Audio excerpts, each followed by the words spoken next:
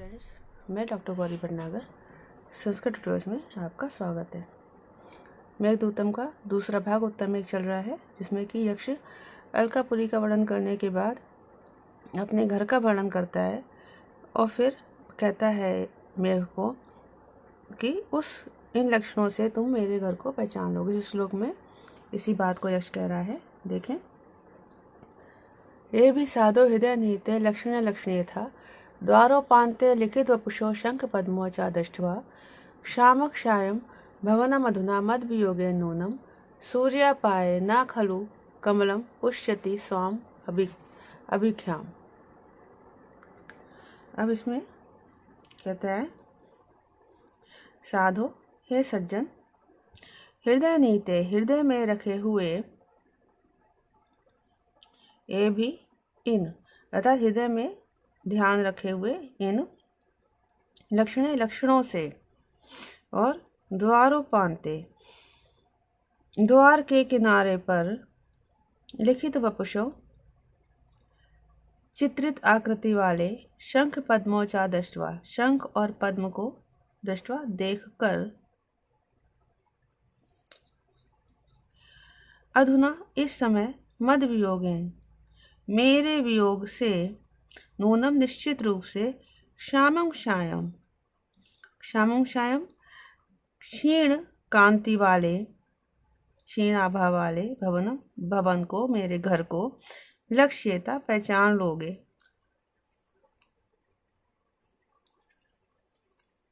क्योंकि सूर्य अपाए, सूर्य के अस्त हो जाने पर,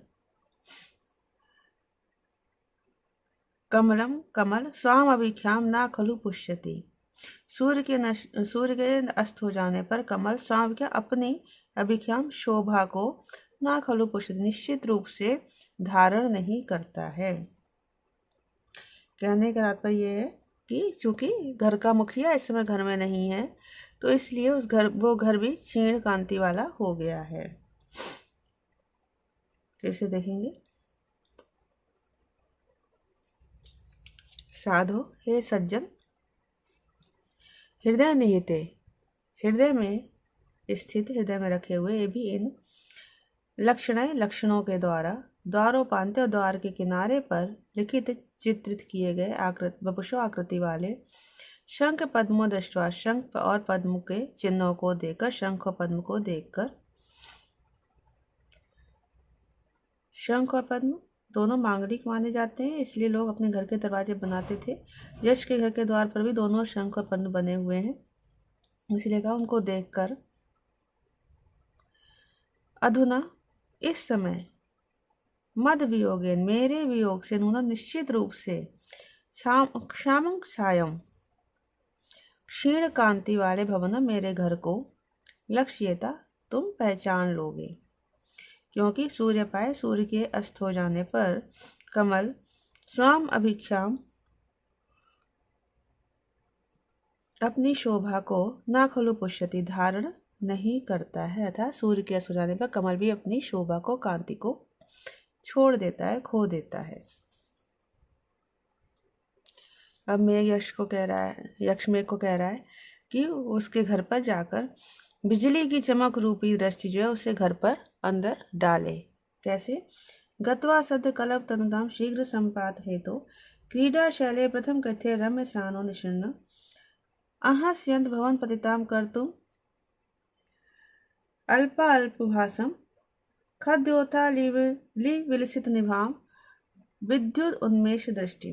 अब कहता है कि शीघ्र संपात हेतु, हे में शीघ्र प्रवेश करने के लिए, सद्या तत्काल, कलभ तनुताम, कलभ हाथी के बच्चे के समान, तनुताम छोटे आकार को, गत्वा प्राप्त करके, प्रथम कथित पहले बताए गए, पहले कहे गए, रम्य सानो सुंदर, सानों में शिखर वाले, चोटी वाले, सुंदर शिखर वाले, क्रीडा शैले क्रीड़ा पर्वत पर, निषण बैठे हुए तुम, अल्प अल्प भासम थोड़े थोड़े, भासम प्रकाश वाली, कुछ कुछ प्रकाश वाली, खद्योताली खद्य जुगनुओं की पंक्ति की विलसित निभाम, चमक से निभाम समानता रखने वाली, जुगनों की पंक्ति से समानता रखने वाली विद्युत उन्मेष दृष्टि, विद्युत की उन्मेष चमक रूपी दृष्टि को अर्हस्यंत अंत भवन पतिताम, अंत घर के अंदर डालने में अर्हसी समर्थ हो। क्या मतलब? वो मेघ को कह रहा है, यक्ष, कि तुम जो हो जल्दी ही घर के अंदर प्रवेश करना चाहते हो तो हाथी के बच्चे की तरह थोड़े छोटे आकार को प्राप्त कर लो और अंदर जाकर कीड़ा पर्वत के सुंदर शिखर वाले कीड़ा पर्वत पर बैठ जाओ और वहां पर अपनी बिजली की चमक रूपी दृष्टि से घर के अंदर तुम डालकर देख सकते हो कि मेरी पत्नी किस अवस्था में है। और वो बिजली की चमक कैसी है? जो कि जुगनुओं की पंक्ति की चमक से समानता रखती है। ऐसी बिजली की चमक रूपी दृष्टि को तुम घर के अंदर डालने में समर्थ हो। फिर से देखेंगे, शीघ्र संपात है तो शीघ्र प्रवेश करने के लिए सद्या तत्काल कलभ तंताम, हाथी के बच्चे के समान तंताम छोटे आकार को गत्वा प्राप्त करके प्रथम कथित पहले कहे गए रम्य सानो सुंदर शिखर वाले क्रीड़ा शैले क्रीड़ा पर्वत पर निषण बैठे हुए अल्पाल्प भासम, थोड़े थोड़े हल्के हल्के प्रकाश वाली खद्योताली विलसित निभाम, जुगनुओं की पंक्ति की विलसित चमक से निभाम समानता रखने वाली विद्युत उन्मेष दृष्टि, विद्युत की बिजली की चमक रूपी दृष्टि को अंतर्भवनम पतिताम अर्हसी, अंतर्भवन घर के अंदर पतिताम डालने में अर्हसी समर्थ हो, डालने में तुम योग्य हो, समर्थ हो। अब यक्ष कहता है मेघ से कि अपनी प्रिया के रूप यौवन का वर्णन करता हुआ कह रहा है, तन्वी श्यामा शिखरि दर्शना पक्व अम्बिम्बा दुरोष्ठी, मध्य श्यामा चकित हरणी प्रेक्षणीया निम्न नाभि, श्रोणी आरादल समगमना स्तोक नम्रा स्तनाभ्याम, या तत्र स्यादुवति विषये षष्टिराध्येव धातु। वो कहता है तत्र तन्वी, तत्र वहाँ अर्थात उस भवन के अंदर, तन्वी वह पतले शरीर वाली, श्यामा नव यौवना, शिखरी दशना, शिखरी दशना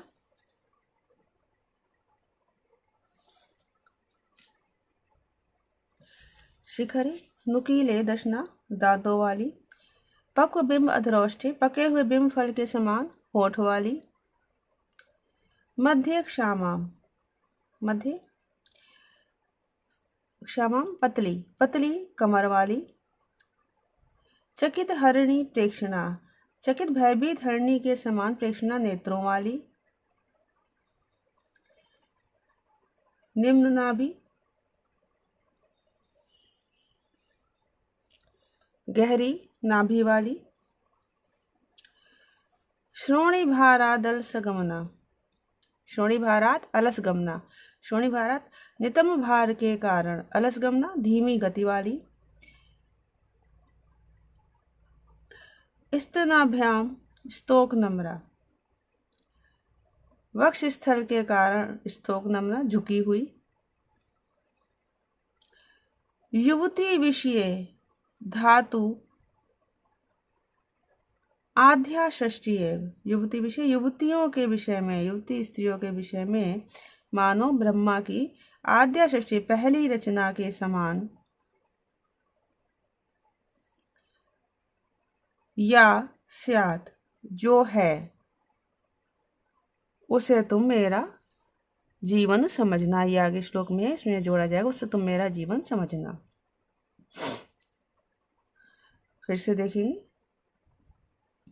तत्र उस भवन के अंदर, तन्वी पतले शरीर वाली, श्यामा नवयुवती, शिखरी दशना नुकीले दांतों वाली, पक्व बिंब मधुरोष्ठी पके बिंब फल के समान होठ वाली, मध्य श्यामा पतली कमर वाली, चकित हरणी प्रेक्षणा भयभीत हिरणी के समान नेत्रों वाली, निम्न नाभि गहरी नाभि वाली, शोणी भारात अलस गमना नितम भार के कारण धीमी गति वाली, स्तनाभ्याम स्तोक नम्रा, वक्ष स्थल के कारण झुकी हुई।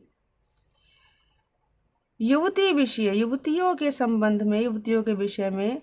धातु आद्या सृष्टि, मानो ब्रह्मा की प्रथम रचना के समान।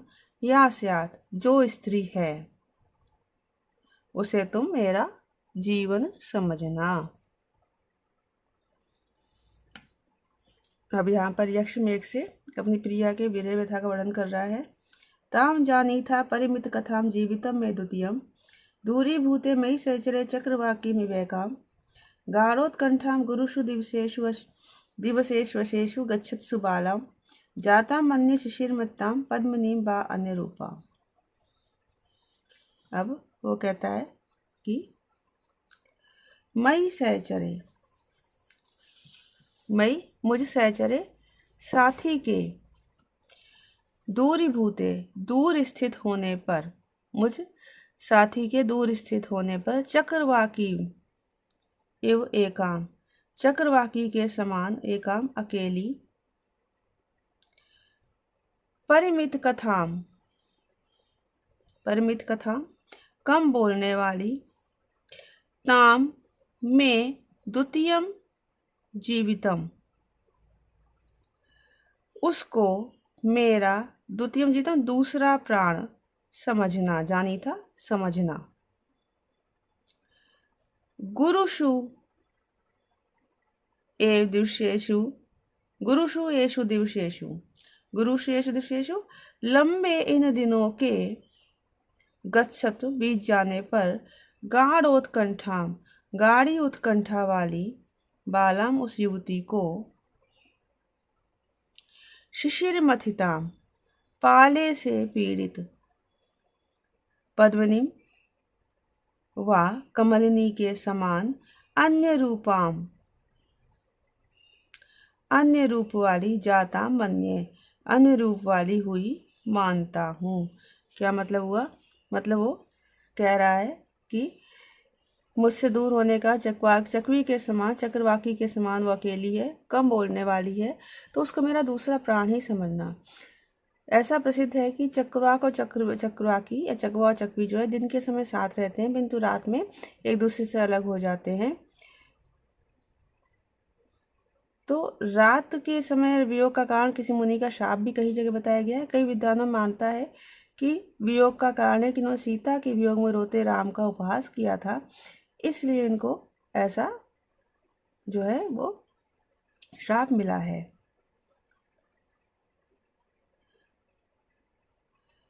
फिर से देखेंगे एक बार। अच्छा, एक बात तो अन्य रूपा क्यों कह रहा है यक्ष मेघ को? क्योंकि उसकी प्रिया जो है उसके वियोग में इतनी दुर्बल हो गई है कि उसका जो रूप जो मैंने पहले बताया है वो हो सकता है बदल गया हो, तो उसका रूप अन्य हो गया होगा, तो तुम उसको ध्यान से पहचान लेना। फिर से देखें। मई सहचरे मुझ साथी के, दूरीभूते दूर स्थित होने पर, चक्रवाकी में का, चक्रवाकी चकवी के समान अकेली, परिमित कथाम कम बोलने वाली, ताम उसको अर्थात उस मेरी पत्नी को, मैं द्वितीयम जीवितम जानी था मेरा दूसरा प्राण समझना। गुरुषु दिवसेषु दिवसेषु इन लंबे दिनों के, गच्छत्सु बीत जाने पर, गाढ़ी उत्कंठा वाली, बालाम उस युवती को, शिशिर मथिताम पद्मनीम वा पाले से ठंड से मारी गई, ठंड से पीड़ित, कमलिनी के समान, अन्य रूपाम जाता मने अन्य रूप वाली हो गई मान्यता हूँ, अन्य रूप वाली बन गई, अन्य रूप वाली हुई मानता हूँ। आगे यक्ष उसकी विरह व्यथा का वर्णन करता है।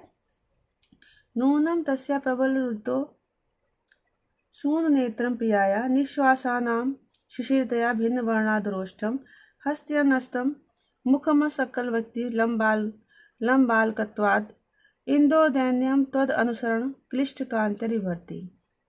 अब कह रहा है प्रबल रुदित वो शून्य नेत्रम, अत्यधिक रोने से शून्यतम सूजे हुए नेत्रों वाला, निश्वासानाम लंबी सांसों की अशिष्टतया गर्मी के कारण, भिन्न वर्णाध्रोष्टम कांति से रहित निचले होंठ वाला। हस्तन्यस्तम हाथ पर रखा हुआ।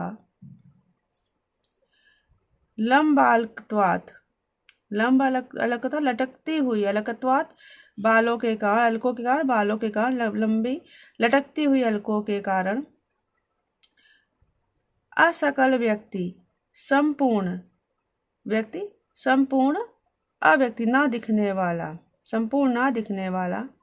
त्वद अनुसरण क्लिष्ट कांत तुम्हारे अनुसरण से, तुम्हारे आवरण से, क्लिष्ट कांत क्षीण कांति वाले। अच्छा, तस्या प्रियाया उस अपनी प्रिया के, तस्या प्रियाया उस अपनी प्रिया के मुख को दैन्यम विभर्ती, दैन्य विभर्ती विवरणता को धारण कर रहा होगा। उस मेरी प्रिया का मुख विवरणता को धारण कर रहा, नूनम निश्चित रूप से विभर्ती धारण कर रहा होगा। फिर से देखेंगे, मतलब कह रहे हैं कि उसका मुख कैसा है, दिख रोज से सूजे हुए नेत्रों वाला हो गया है। लंबी लंबी सांसें लेने से उनकी गर्मी कारण कांति रहित निचले होंठ वाला हो गया है। और हाथ पर रखा हुआ लटकते बालों का कारण पूरी तरह से नहीं दिखाई दे रहा उसका मुख, और तुम्हारे आवरण से वो और भी क्षीण कांति वाला हो गया है। तो इस प्रकार से इंदुदैन्यम चंद्रमा की दीनता को वो निश्चित रूप से धारण कर रहा होगा, अर्थात चंद्रमा के समान ही वो दीन लग रहा होगा, जैसे कि तुमसे ढका हुआ चंद्रमा कांतिहीन हो जाता है। फिर से देखेंगे, प्रबल रुतो शून्य नेत्रम अत्यधिक रोने से सूजे हुए नेत्रों वाला। निश्वासा नाम अशिशिरतया लंबी लंबी श्वासों की अशिरतया गर्मी के कारण भिन्न वर्ण अधरोष्टम कांति रहित निचले होंठ वाला। हस्तन्यस्तम हाथ पर रखा हुआ। लंब अलकत्वात् लटकते हुए बालों के कारण असकल व्यक्ति पूरी तरह से ना दिखाई देने वाला। तस्या प्रियाया मुखम उस मेरी प्रिया का, उस प्रिया का मुख। त्वद अनुसरण तुम्हारे आवरण से क्लिष्ट कांते, तुम्हारे आवरण से क्लिष्ट कांते क्षीण कांति वाले। इंदोदैन्यम चंद्रमा की दीनता के कारण दीनता को नूनवर्ती निश्चित रूप से धारण कर रहा होगा, अर्थात उसमें प्रिया का मुख उसी प्रकार से दीनता को धारण कर रहा होगा जैसे कि तुम्हारे आवरण के कारण क्षीण चंद्रमा जो है वो क्षीण कांति वाला होकर चंद्रमा दीनता को प्राप्त हो जाता है। तो इस वीडियो में इतना ही। साथ बने रहने के लिए धन्यवाद।